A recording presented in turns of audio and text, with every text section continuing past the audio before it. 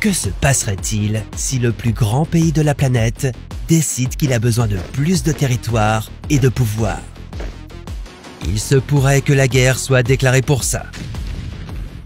Quel pays la Russie pourrait-elle envahir en premier?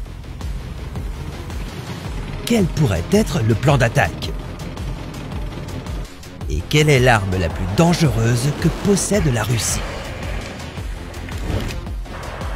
Voici et si, et nous nous demandons ce qui se passerait si la Russie déclenchait une guerre. La Russie occupe déjà 1/8 de toutes les terres habitées de la planète.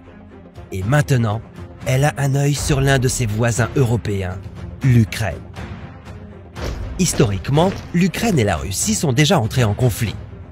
Plus récemment, la Russie a annexé la péninsule ukrainienne, la Crimée. Ensuite, elle a soutenu une rébellion séparatiste dans l'est de l'Ukraine. Maintenant, la Russie ne veut pas que l'Ukraine se rapproche de l'OTAN. Elle souhaite même que l'OTAN quitte l'Europe de l'Est, tout simplement. Et même si la Russie n'est pas membre de l'OTAN pour prendre des décisions sur de telles choses, avec l'une des armées les plus puissantes du monde, elle peut se sentir capable de jouer selon ses propres règles. Bon, revenons un peu en arrière. Tout d'abord, vous vous demandez peut-être ce qu'est l'OTAN. C'est l'organisation du traité de l'Atlantique Nord, qui compte actuellement 30 membres.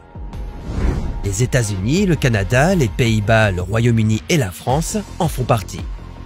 Le but de l'OTAN est de maintenir la paix et de s'assurer qu'aucun membre de cette alliance ne soit envahi par une force militaire internationale. Comme lorsque la Russie a pris la Crimée à l'Ukraine. L'Ukraine n'est pas encore membre de l'OTAN, mais elle a manifesté son intérêt à le rejoindre.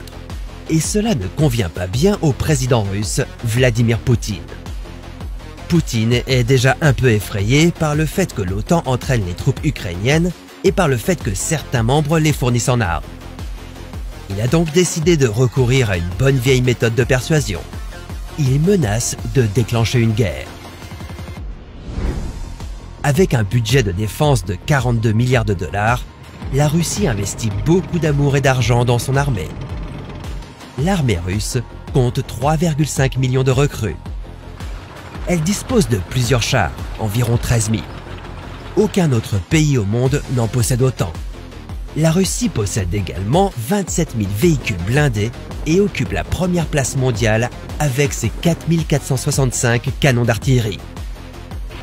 Puis, il y a aussi les armes nucléaires russes dont il faut s'inquiéter. Au total, elle en a 6 257. Elles peuvent être lancées depuis des avions, des sous-marins ou des missiles.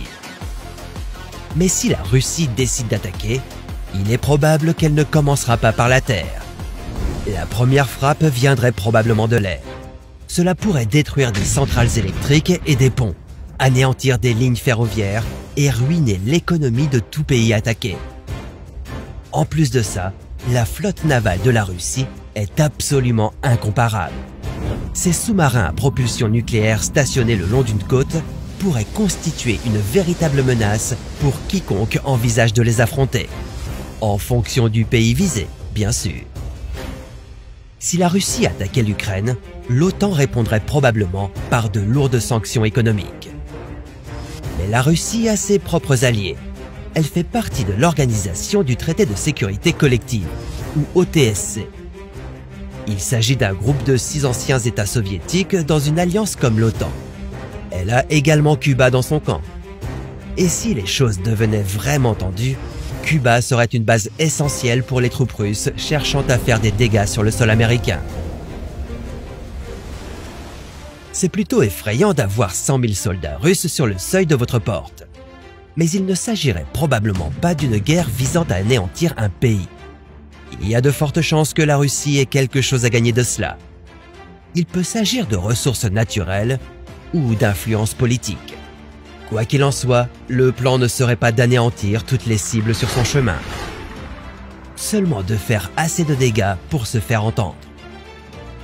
Dans le cas de l'Ukraine, cela pourrait bloquer l'économie ukrainienne.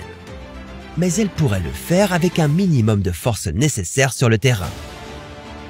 La guerre ne se mène pas non plus de la même manière qu'il y a 10 ans. elle est beaucoup plus discrète. Une cyberattaque, ça vous dit quelque chose? Et si vous vous inquiétez des armes nucléaires russes, j'ai peut-être une idée pour en débarrasser le monde. Que diriez-vous d'atomiser un volcan au nom de la science? Allez-y, vous verrez ce qui se passera.